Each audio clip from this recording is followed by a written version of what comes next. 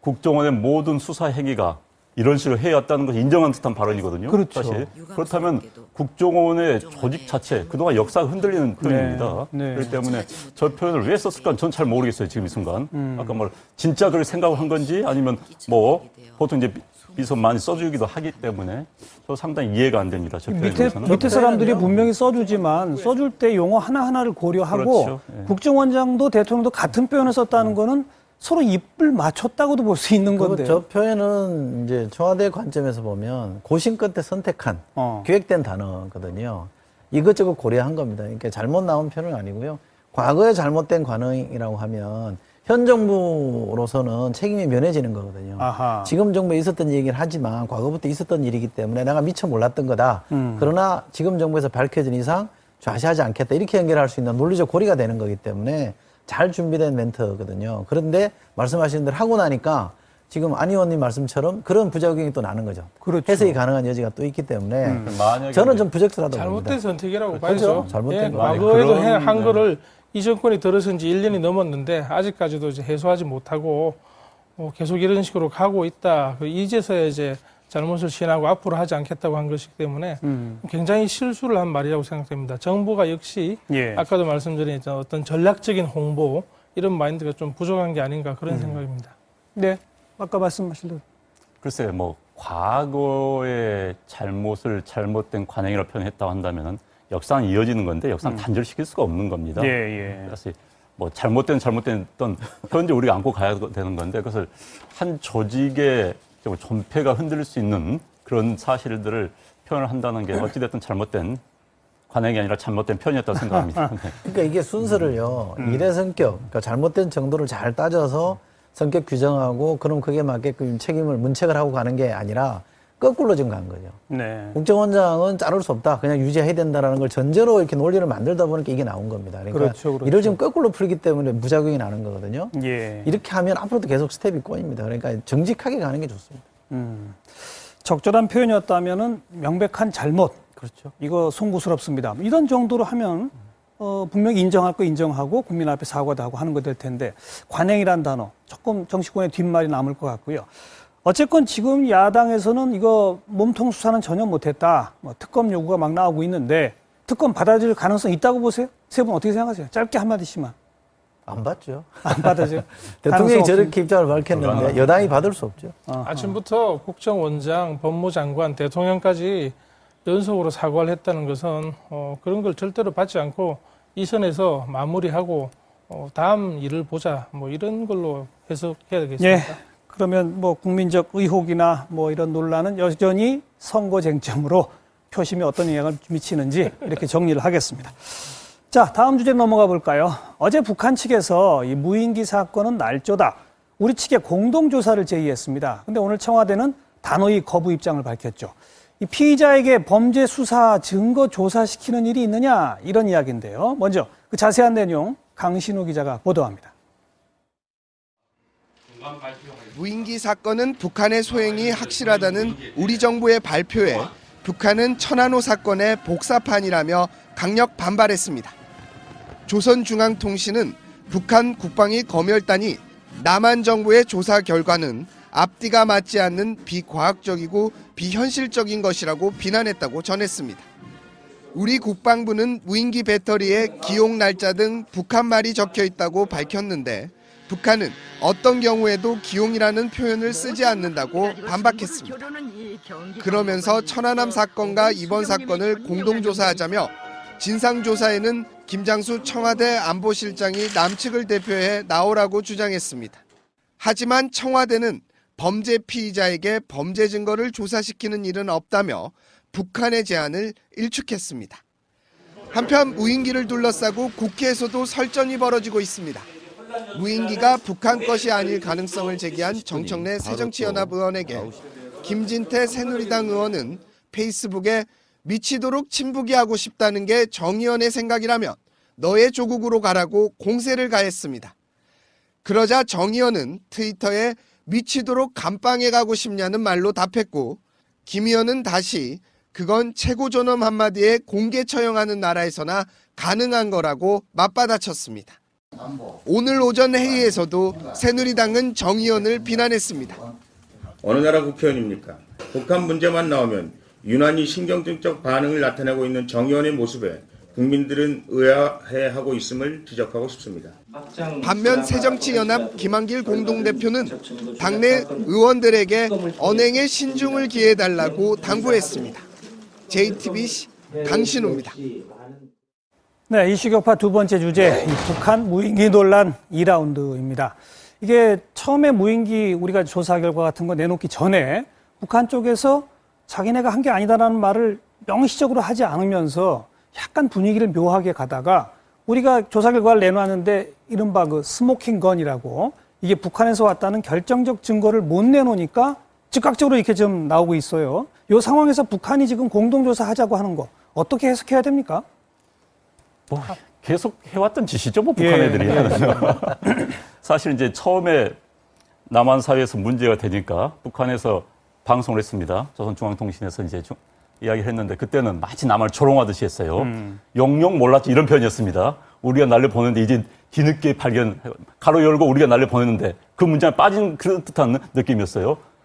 이제 와서 뒤늦게 발견하고 너네들이 그렇게 뭐 대공 방위만이 잘 돼 있다는데 이제 발견하고 야 불쌍한 애들아 이런 식의 보도를 했었습니다. 그때는 그렇죠. 우리가 아니라 전혀 하지 않았어요. 맞아요. 그래놓고 이제 와서 국내에서 문제가 되니까 뭐 정청래 의원이 문제를 제기하고 이른바 어떤 언론에서 제기하니까 그 주장을 그대로 갖다 이번에 또 읽어대는 겁니다. 네. 그러면서 이제 북한이 항상 했던 겁니다.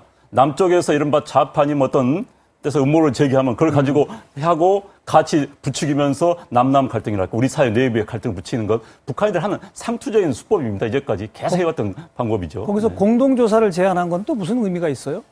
그거야말로 약 올리기를 통한 이제 대남 심리전이라고 볼 수 있겠습니다. 왜냐하면은 이 검열단이라는 게 아래 기관들 가서 뭐 전투 태세는 돼 있는지 밥은 제대로 먹는지 이런 거 조사하는 게 군 검열단인데 군 검열단을 대한민국에 보내겠다는 거는 대한민국을 자기네들이 그렇게 본다. 야구르지라고 보는 게 맞을 겁니다. 예. 이런 심리전으로 해서 또 그 남쪽 사회에서 분열이 나고 그걸로 이제 국력이 소모된다면은 뭐 국으로 봐서 손해 볼 게 없겠죠. 그런 종류의 심리전으로 보는 게 맞을 겁니다.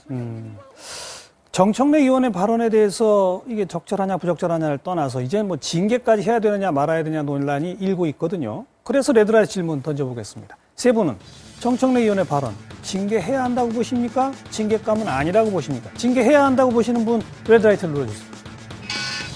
네, 최인택 의원 한 분만 누르셨네요. 징계감입니까? 이거를 한마디로 이적 행위라고 볼 수 있습니다. 그리고 명백하게 지금 그 나오고 있는 얘기에다가 의문을 제기했다고 그러는데 의문 제기라고 할 수 있는데 이건 의문 제기 수준은 넘습니다. 넘어갔어요. 이 정도 가지고 의문 제기라고 하는 것은 그야말로 이제 좀 미봉이고 말에 대해서 실수를 인정하고 사과를 함으로써 이제 그러면은 뭐 어떤 정도 면책이 될지 모르겠지만 이 발언을 내가 한번 의문을 던진 것이다. 의문도 못 던지느냐고 한다면은 그건 한번 명백하게 윤리위에서 한번 심사를 받아봐야 될 것입니다. 이철희 소장. 저도 뭐 표현이 잘 됐다고 보지는 않습니다. 표현이 좀 문제가 있습니다. 그리고 북한 것이 아니다라고 단정하는 것도 옳지 않은 방식인 거죠. 본인이 생각하기에 한 사람 한 사람이 헌법기관이라고 하는 국회의원이 의문을 제기할 수는 있습니다. 이런 부분은 그럼 어떻게 해석해야 되느냐 문제 제기는 할 수 있는데 너무 나간 측면이 있거든요. 그런데 어쨌든 현역 국회의원의 발언을 사사건건 예를 들면 징계한다 그러면 발언권 자체가 위축될 가능성이 있기 때문에 그건 좀 신중할 필요가 있는 거고요. 다만 새정치민주연합에서 어떤 형태든 이런 문제에 대해서는 정리를 하고 넘어가는 건 필요할 겁니다. 일단 당의 입장과는 무관하다 이렇게 살짝 그렇죠. 선을 긋는 발언은 내놓았는데요. 정청래 의원이 이런 발언한 건 어제 오늘 이야기가 아니기 때문에 징계값도 아닙니다. 지금 지난 한 몇 개월 사이에 민주당 의원들 가운데서 기억나는 사람은 정청래 의원밖에 없어요.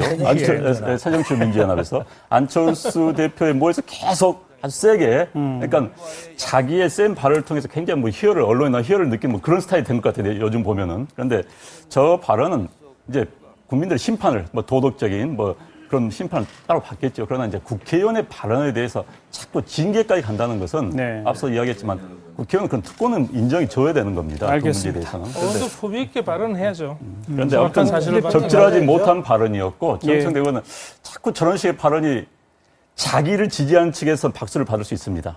그러나 자꾸 제가 이제 이런 이야기 자꾸 하는데 적을 많이 만들죠. 그룹 싱킹.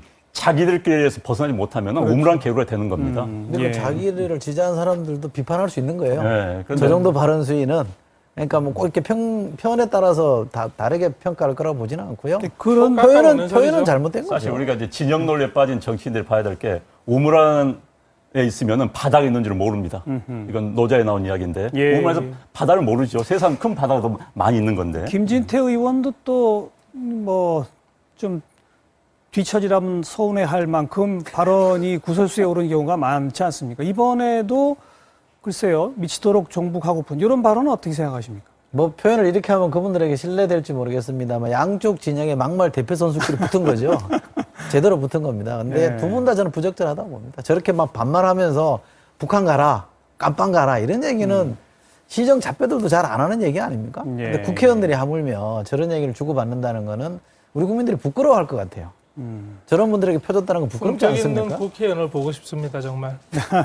저런 발언을 통해서 혹시 그 주목을 받는 걸 즐기는지 모르겠다. 아까 그런 표현 쓰지 않았습니까? 솔직히 저는 언론이 저런 발언을 가급적 소개하지 말아야 한다고 생각하는데 저희도 소개하고 말았네요. 앞으로는 저희도 조금 더 조심하도록 하겠습니다. 자, 잠깐 쉬어간 의미에서요. 지금 이 시각 인터넷과 SNS에서 화제되는 뉴스 정리해드립니다. 네, SNS 라이브입니다. 골프 여제 박인비 선수의 아버지가 경찰을 폭행하고도 불구속 처리되면서 봐주기 논란이 일고 있습니다.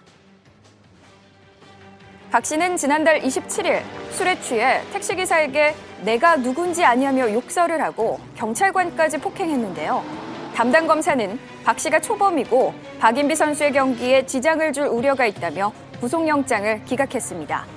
이에 대검은 경찰관 폭행은 구속수사가 원칙이라는 지침을 성남지청이 어긴 것으로 판단, 대대적인 감찰 조사에 들어갔는데요. 네티즌 반응도 뜨겁습니다. 박 씨가 내가 누군지 아냐며 소란을 피웠다는 소식에 딸을 부끄럽게 만든 못난 아버지라며 아버지에게 일침을 가하는 댓글이 있었고요. 또한 맞은 건 경찰인데 검찰이 괜찮다고 어깨를 두드리며 보낸 꼴이다. 또 법은 만인에게 평등하다는데 평등하긴 뭐가 평등하다며 검찰을 비난하는 댓글. 또 이제라도 특별 감찰을 한다니 다행이라며 제대로 조사해주길 바란다는 댓글도 있었습니다. 네, 여탕에는 몇 살의 남자아이까지 들어갈 수 있도록 해야 될까요? 현행법상 여탕 출입이 가능한 남자아이의 나이는 만 5세.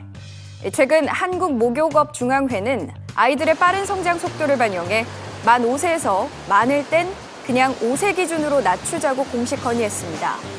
하지만 복지부는 맞벌이 가정이나 한부모 가정, 조손 가정 등을 고려해 신중한 반응을 보이고 있는데요. 네티즌 역시 찬반 의견이 팽팽하게 나뉘고 있습니다. 유치원 선생인데 요즘 아이들은 정말 빠르다며 아이를 위해서라도 나이 기준을 낮추는 것에 찬성한다는 반응이 있었고요. 또 반면 아빠 없는 애는 목욕도 못하겠다. 5살짜리가 혼자 목욕탕을 갈 수는 없지 않냐며 반대하는 반응도 있었습니다. 또한 여탕을 갔는데 남자아이가 싱글벙글하면 내보내야 한다는 재미있는 댓글.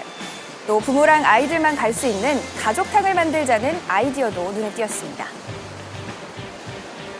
울산 칠곡 아동학대 사건의 충격이 가시기도 전에 이번엔 친부에 의해 아이가 사망하는 사건이 발생했습니다. 20대 초반의 한 남성이 비닐 가방을 들고 엘리베이터에 오르는데요. 시종일관 태어난 모습이지만 이 가방 안에 쓰레기 봉투에는 2살 난 아들의 시신이 들어있었습니다. 이 남성은 게임 중독에 빠져 2살짜리 아들을 방치한 채 일주일 이상 집을 비웠고요. 결국 아들이 사망하자 인근에 유기까지 한 겁니다. 경찰은 이 남성에게 살인 혐의를 적용해 구속영장을 신청할 방침인데요. 네티즌 반응 한번 살펴볼까요? 2살 딸을 둔 엄마인데 뉴스를 보는 것도 끔찍하다. 아이가 혼자 얼마나 고통스러웠을까. 키우는 강아지한테도 이렇게는 못한다. 이해하려고 해도 도무지 이해할 수가 없다. 또 아이도 게임처럼 부활할 줄 알았나. 정말 욕밖에 안 나온다며 분노하는 댓글이 이어졌고요.